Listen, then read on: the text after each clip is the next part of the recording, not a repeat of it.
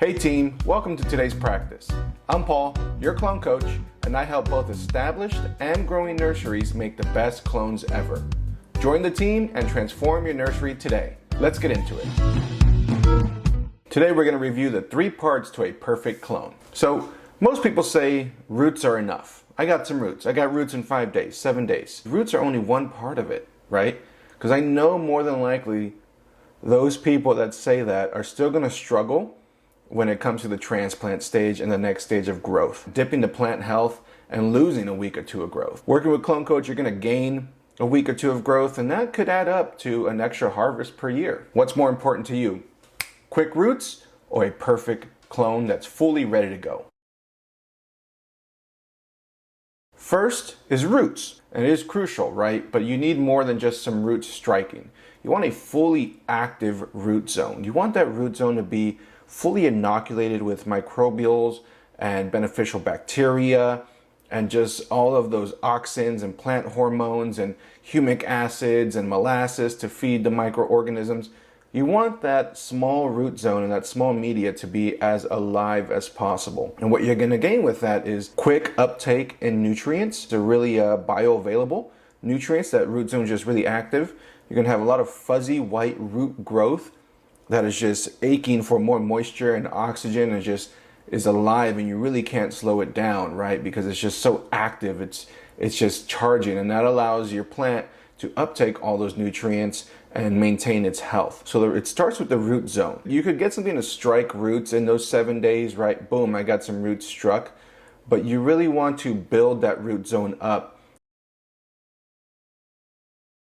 A little bonus, the 3 steps of rooting. You start with the callus, then you go to striking, and then you go to searching. So in the callus stage, that happens the first few days. The middle stage of growth is striking, and the last section of rooting is searching. And that searching is where you're really developing a really visible, vibrant root zone. You want the right kind of root zone. You don't want little stringy, little baby roots poking out. You want a really active root zone. Number 2, nutrients. So you want these clones to be fully acclimated to the vegetative nutrients that they either came from and or are going to, ideally where they came from. You know, that's one of the bigger tips in the Clone Coach program, the Best Clone Ever guide, linked down below. It factors in your particular nutrient regimen that you're currently feeding the mom stock that you cloned from. The dip in nutrient health is what most people experience around day 9 and day 10 of their rooting process, is where you start to see purple and yellow. You'll start to see yellow growth on the new growth, and you'll start to see stunted purple stems working its way down. You may have roots on the bottom, but if the rest of your clone's purple and then yellow, you don't want to see that. That's where you're going to lose a week or 2 of plant growth, because by the time the plant is showing you that, you're already days behind and trying to catch up and adjusting those nutrient levels. So by the time you see it, you feed it proper nutrient levels, or you try to get it back up, and that's that week or 2 of growth that you just lost.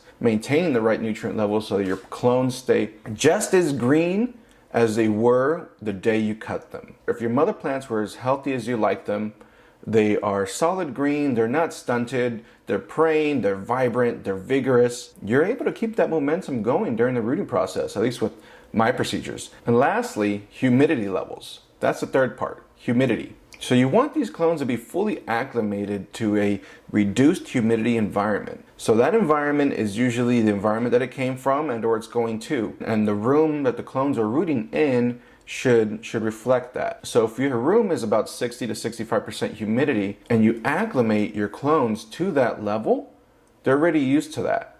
So when they go into an environment that's a little above or a little bit below, or they travel, you know, during the logistics phase and they're in a lower humidity environment, those plants are already hardened off, right?